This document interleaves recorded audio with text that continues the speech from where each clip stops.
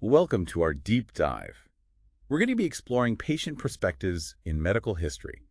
It might sound a bit dry at first, like just looking at old charts, Yeah. but trust me, it's a lot more interesting than it sounds. Oh, yeah, for sure. We're going to be focusing specifically on psychiatry in this deep dive and trying to figure out how patients actually experience their illnesses and treatments, especially back when antipsychotic medications were first introduced. Right. A really interesting period, for sure. So we're going to use a few different things to help us navigate all of this. We've got some research from a medical historian named Roy Porter Yeah, Roy Porter, I know his work. and a sociologist, David Armstrong. Okay. But we're also going to be looking at the ideas of two really influential thinkers, a philosopher, Hans-Georg Gadamer, Go, Gadamer. Yeah. and a literary critic, Mikhail Bakhtin. Interesting combination. It is. And to kind of bring all this to life, we're going to use a case study from the Verdun Protestant Hospital in Quebec, Canada. Wow. Okay. And this is all from the 1940s and 50s. Wow. Fascinating. So, Roy Porter, he really kind of shook things up in the world of medical history when he came along. He argued that we've been focusing on the doctor side of the story for way too long. We know all about how they diagnosed and treated illnesses. But what about the patient's point of view? What about how they felt about it all? Yeah. I mean, their thoughts, feelings, like how they interpreted what was happening to them, that's important. Exactly. And it's often missing from the historical record. Yeah, that's true. It's often overlooked. So Porter really pushed for this more patient-centered approach to medical history. And his work was hugely influential, a real turning point, you could say. But it kind of sparked some debate. Oh, how so?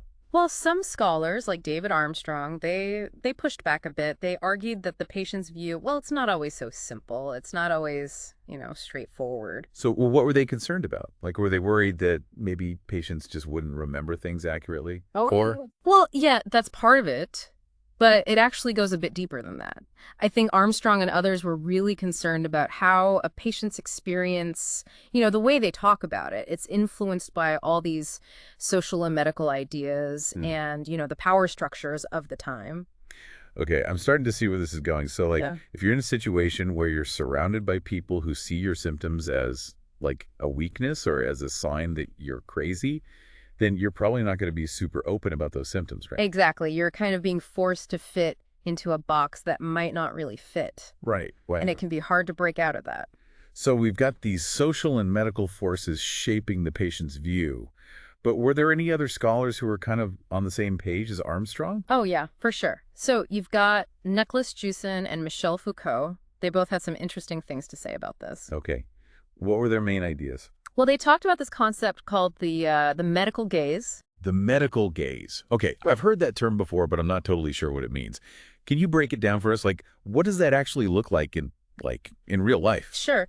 Basically, the medical gaze is it's the way doctors observe and interpret patients, but the idea is that it's not a neutral process. Like, it's shaped by a whole set of assumptions and theories and power dynamics that can really influence how a patient understands their own illness. It's almost like the doctor's point of view can end up shaping the patient's sense of self. So are we saying that the patient's view is basically an illusion? Like it's all just a product of this medical gaze? Does that mean we can never actually know what a patient is really thinking or feeling? That's a really good question. And to be honest, it's something that historians and sociologists are still grappling with. Yeah. That's pretty complicated. It is. It's complex, but I think it's important to remember that that these criticisms, the concerns about the medical gaze, they don't necessarily mean that we should just give up on trying to understand the patient's perspective. Right. It just means that we need to be, more careful. We need to be more thoughtful in our approach. Okay, so we need to be aware of these biases and influences, but how do we actually go about uncovering those hidden patient perspectives, especially when we're dealing with historical records that were, largely written by doctors? Right. That's where Gadamer and Bakhtin come in. I think they offer some really helpful ways to think about this. Okay, so let's start with Gadamer. Okay, so Gadamer, his work is all about hermeneutics. Hermeneutics. Yeah, it sounds a little intimidating. It does, yeah. But it's really just a fancy word for the art and science of interpretation. Okay, that makes a little more sense. But interpretation, that can still be kind of a vague concept. Yeah. You can maybe give us a more concrete example? Sure. So Gadamer's argument was basically that we never approach anything with a completely blank slate. We always bring our own pre-existing understandings, our own prejudices to the table. Okay, prejudices. I thought those were always a bad thing. Right. That's a common misconception. But Gadamer's point was that our prejudices can actually be productive. Like they help us make sense of new information by connecting it to what we already know. Hmm. He called this process the hermeneutics circle. The hermeneutic circle. Mm. Okay, I'm intrigued. How did that work? So imagine it as this constant back and forth between our existing understanding and the new information we're trying to take in. So we use our initial understanding to interpret something, but then that interpretation actually modifies our initial understanding. It's a very dynamic process. It's not a one-way street. So it's not just about, you know, being totally objective and trying to wipe away all our biases. Exactly. I mean, that's kind of impossible anyway. For Gadamer, it's more about, becoming aware of those biases, those prejudices, and then using them as a starting point for dialogue. He was a big believer in dialogue. He thought that genuine back and forth between different perspectives, that's how we reach a deeper understanding of anything. So, I mean, I can see how this applies to things like, literature and art, but how does it apply to understanding patient perspectives in medical history? Well, think about it this way. We can't just pretend that the biases in these historical and medical records, the doctor's notes and things, we can't pretend they don't exist. Right. We need to acknowledge those biases, understand how they might have shaped the way patients were viewed and treated, and then use dialogue, in this case, a dialogue between the historical record and our own, modern understanding to try and piece together a more complete picture. Okay, I think I'm starting to get it. So we've got Gadamer reminding us to, be aware of our own biases and the biases of the historical record. But what about Bakhtin? Where does he fit into all this? Well, Bakhtin's work, it complements Gadamer's really well. He was really interested in the interplay of different voices and perspectives in language and literature. He called it heteroglossia, which basically just means many voices. Heteroglossia. Okay, that's a mouthful. Oh, no, right? But it sounds like a really cool idea. It is. I mean, Bakhtin believed that to really understand something, we need to embrace that multiplicity of voices rather than trying to reduce everything down to a single dominant narrative. And he saw this as the difference between, monologue and dialogue.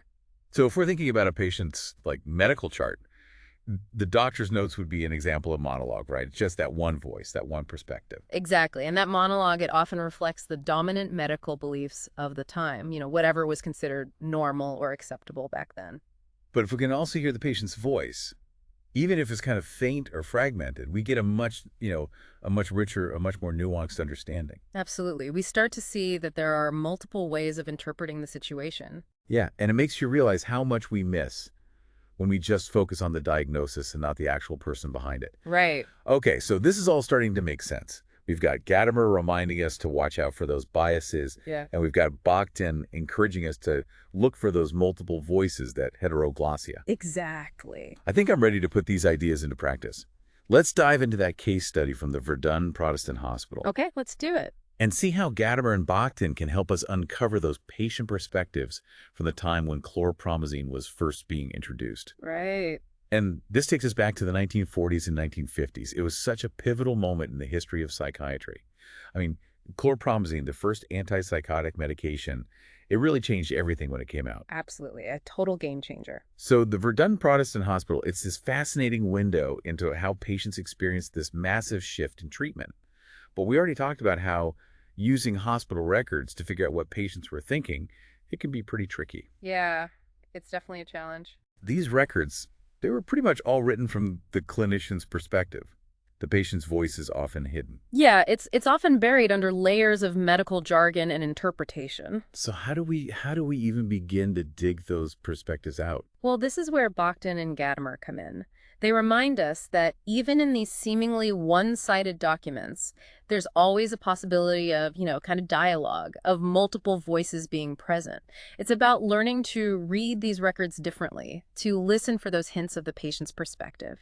So we're not just looking at what's explicitly written down. Mm-hmm. We're looking for what's implied, for what might be hidden between the lines. Exactly. It's like being a detective, trying to piece together a puzzle, looking for clues that reveal what the patient might have been thinking or feeling, even when it's not directly stated. That sounds like a fascinating challenge. It is. So when we look at the Verdun case study, what kinds of heteroglossia, what kinds of clues did the researchers actually find? Well, they focused on two cases in particular, Marielle and Sonia H. And their stories, I think, really show how complex it is to truly understand the patient's view, especially during this time period. Okay, let's start with Marielle. What can her story tell us about the challenges and the possibilities of uncovering the patient's perspective? Well, her story, it's a great example of how a diagnosis can end up kind of overshadowing the individual story.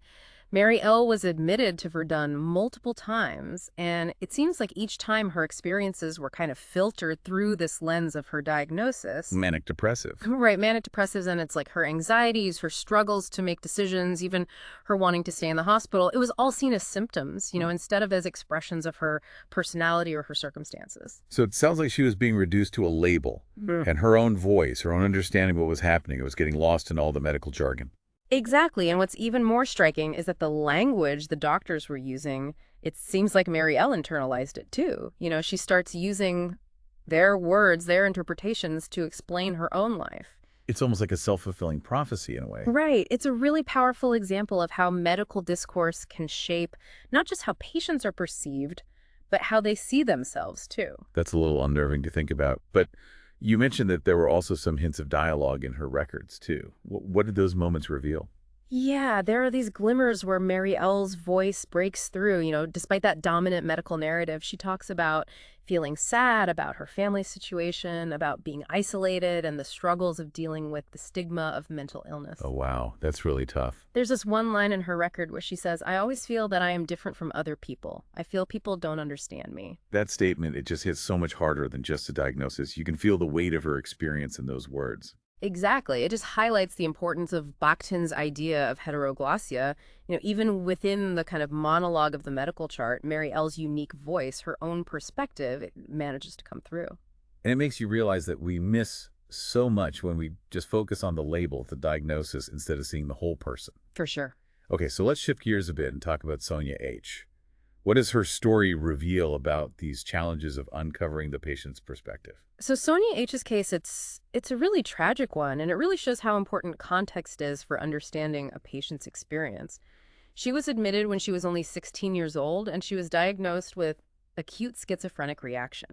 And from what I understand, her behavior was seen as really erratic. Her speech was dismissed as being like illogical or bizarre. Yeah, that was the initial impression. But Sonia's story, it's way more complicated than that. The doctors who first assessed her, they completely missed this crucial piece of information. Sonia was a Holocaust survivor. Wow, that changes things completely. Right. She had experienced unimaginable trauma as a child. She was separated from her parents, and she was interned in a concentration camp. Suddenly, her so-called irrational behavior, it makes a lot more sense. Exactly. Her fear of being examined by doctors, her anger, her talking about being tortured, it all starts to make sense when you understand the trauma she endured. And this is where the idea of hermeneutical injustice comes into play. Right. We talked about that term earlier, but I'm still not totally clear on it. Could you maybe break it down for us again? Sure. So basically, hermeneutical injustice, it happens when someone can't make sense of their own experiences or they can't communicate them effectively because they don't have the right words or concepts to do so. Like there's this gap, this missing piece that prevents them from being understood. Right. And in Sonia's case, the language of psychiatry at the time, it just didn't have the tools to properly grasp the complexity of trauma. So it's like a double injustice. Sonia didn't have the language to express her trauma, and the doctors didn't have the framework to understand it. Yeah, and her story, it also illustrates this idea of testimonial injustice. Not only was she struggling to put her experience into words, but her words were being dismissed as just crazy talk because of her diagnosis. It's heartbreaking to think about how all those layers of injustice impacted her care and how she was treated. It is, but there are moments in the records where Sonia's own voice does come through. What did she say? There's one part where she's being examined by a doctor and she says, "I have met you before. Weren't you in a camp?" And later on she says, "I know what's wrong with me. I am just a dirty goddamn Jew." Those statements, they're so powerful and so painful. You can really see how deeply trauma can affect a person's sense of self. And while those statements might have seemed like further evidence of schizophrenia at the time, they actually point to this really complex mix of different voices and emotions. There's fear, anger, shame, stigma, all tied up in her experience of mental illness. Another great example of Bakhtin's heteroglossia, right? Yes, even within the limitations of that medical record, even with her voice being filtered through the doctor's notes, we can still get these glimpses of Sonia's reality. And her story doesn't end there, right? I mean, her desire to express herself, Yeah. it continued throughout her time at Verdun. That's right. She tried to escape multiple times, not always to run away, but to experience freedom, to have some control over her life. She wore her own clothes, she went dancing, she met up with friends, all these activities that allowed her to reclaim a part of herself that had been taken away by the institution. It shows her resilience, her refusal to be defined solely by that diagnosis. Exactly. It underlines what Bakhtin called the unfinalizability of the subject. You can't just reduce a person to a diagnosis or a set of symptoms. They are constantly changing, growing, redefining themselves. Okay, so we've got these two really compelling case studies, Mary L. and Sodi H. And they really show both how hard it can be, but also how important it is to try to uncover the patient's perspective. For sure. It's clear that just reading a medical chart, it doesn't give you the full picture. And not even close. So now that we've delved into these individual stories, what are the bigger takeaways here? What does all of this mean for how we understand the history of mental health and even how we approach mental health care today?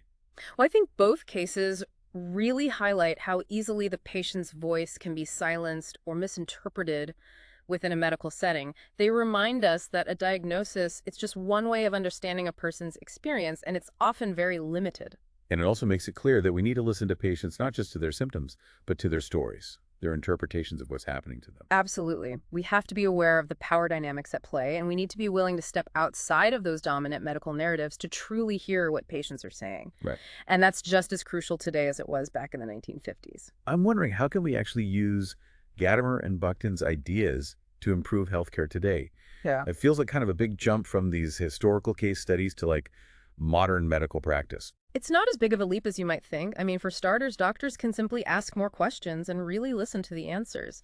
Instead of jumping to conclusions based on, a checklist of symptoms, they can take the time to hear the patient's story, to understand their individual experience. So it's about moving away from that monologue where the doctor is the expert and the patient is just the object of study, and towards more of a dialogue where both parties are actively engaged in trying to understand what's going on. Exactly. And Gadamer and Bakhtin, they can really help us do that both in a clinical setting and in how we approach medical history.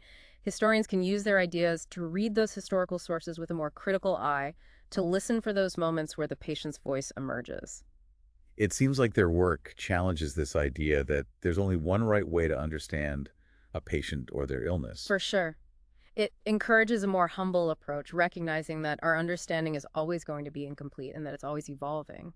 Okay, so we've talked a lot about dialogue and listening to patients, but what about the bigger picture?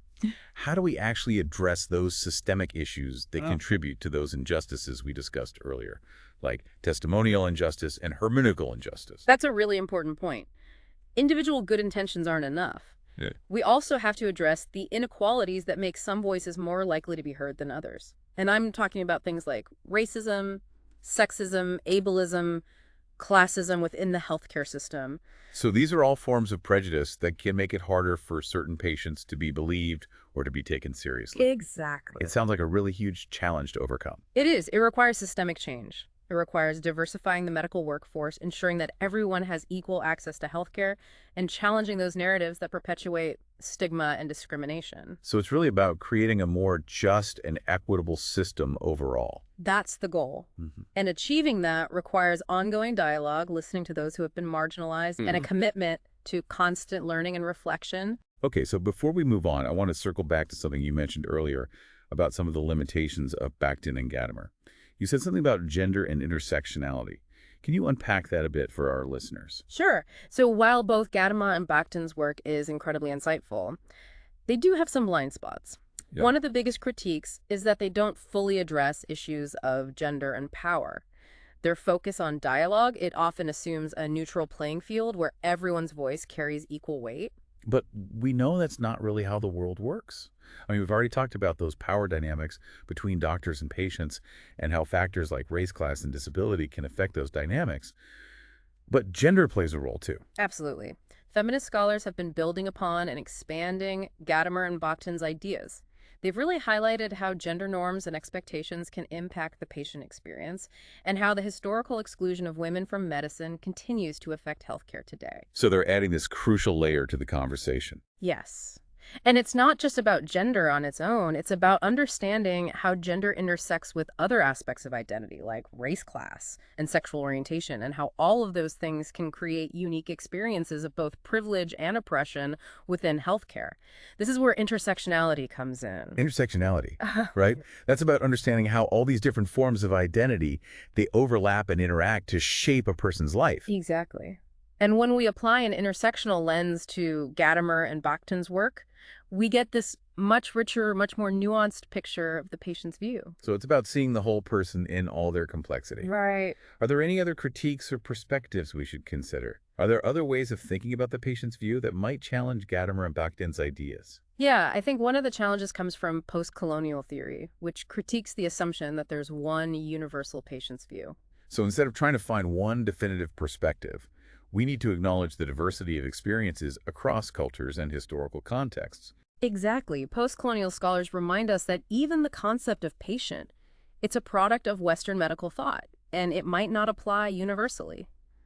It's a really important reminder that we need to be careful about speaking for others and imposing our own interpretations. It's about respecting the differences in how people experience illness and interact with healthcare systems. Exactly. It's a call to approach each patient's experience with a sense of humility, recognizing that we don't have all the answers and being open to learning from their unique perspective. It sounds like uncovering the patient's view is an ongoing process. It's not about finding a final answer, but it's more like a dialogue in itself, constantly questioning, listening, and trying to expand our understanding. Yes, and it requires us to be critical of our own assumptions, to be open to different ways of knowing, and to work towards a world where everyone's voice can be heard. Okay, so before we wrap up, let's touch on that Verdun case study one last time. What are the broader implications of this research for the field of medical history and for modern clinical practice? I think the Verdun case study, it serves as a powerful reminder that medical progress isn't always a straight line, New treatments, even those that have the potential to really help people, they can have unintended consequences and they can impact patients in ways that we don't always anticipate. It's like a cautionary tale about the importance of not just focusing on the science, but also remembering the human element when we're introducing new treatments. Right. And this is where the humanities can play such an important role. By bringing in insights from history, philosophy, and other disciplines, we can get a more holistic understanding of mental illness and how we treat it. It's about bridging that gap between the science of medicine and the art of caring for people. Exactly. The Verdun study shows how historical research can actually inform current medical practice. By listening to the voices of those patients from the past, we can learn so much that can help us provide more humane and more effective care today. Okay, so I'm going to pause here for a moment and turn to you, the listener. As you think about the Verdun case study and all that we've talked about today, what questions are coming up for you? What aspects of this topic would you like to explore more?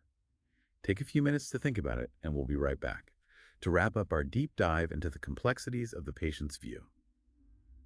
Welcome back to our deep dive, where we've been really digging into how to understand and uncover the patient's perspective in healthcare.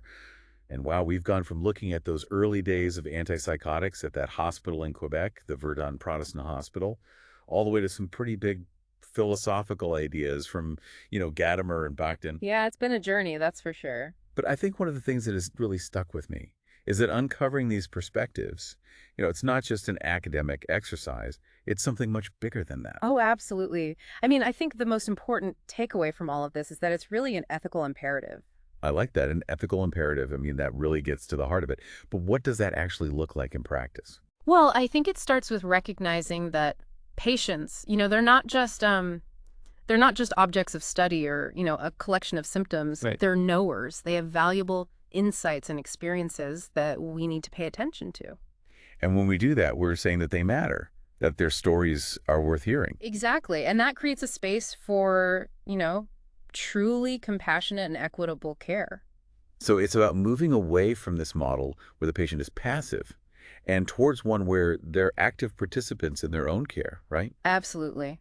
And that shift has huge implications. It makes us rethink those power dynamics in healthcare, between doctors and patients. It makes us question those traditional ideas about medical authority. And it makes us prioritize things like dialogue and shared decision-making.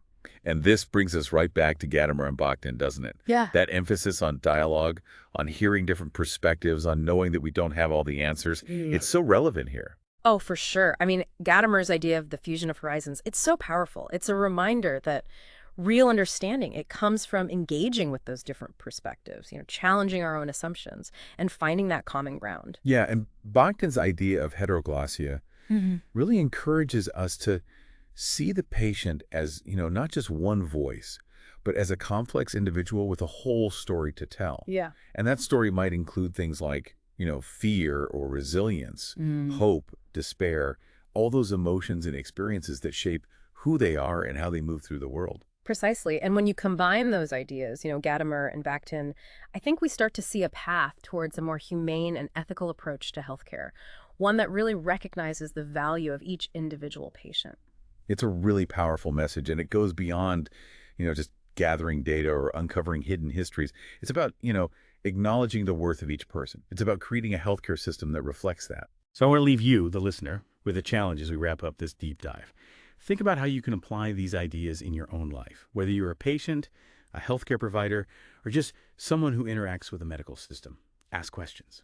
Listen deeply to those answers, and be open to the possibility that there's always more to learn, always more to understand. So that's it for our exploration of the patient's view. Keep exploring these ideas, keep asking those questions, and most importantly, keep the dialogue going.